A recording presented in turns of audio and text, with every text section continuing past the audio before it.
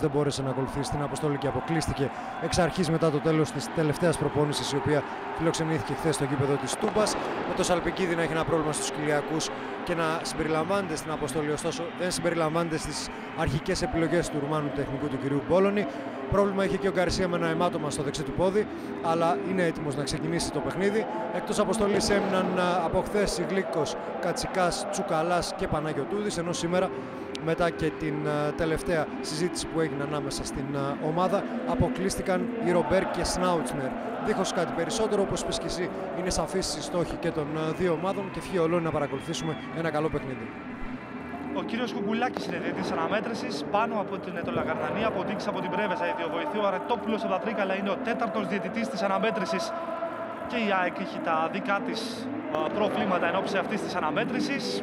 Αλλά πέρα από τη βράβευση των πιτσιρικάδων υπήρχαν και άλλες βραβεύσεις, για τις οποίες θα μας ενημερώσει αμέσως ο Μανώλης Βογιατζάκης. Καλησπέρα. Καλησπέρα και από τον πάγκο της ΑΕΚ. Παρά το γεγονός ότι ο Λιμπερόπουλος, ο Δέλλας και ο Γεωργίας δεν έχουν ενημερώσει επίσημα ότι θα ολοκληρώσουν την καριέρα τους με το τέλος των play-off, τρεις από τους οργανωμένους συνδέσμους της ΑΕΚ θέλησαν να βραβεύσουν τους τρεις συγκεκριμένους ποδοσφαιριστές, τον Νίκο Λιμπερόπουλο, τον Τραϊανό Δέλλα και τον Νίκο Γεωργή. Γι' αυτόν τον λόγο τους προσέφεραν ανθοδέσμες πριν από την έναρξη της αναμέτρησης.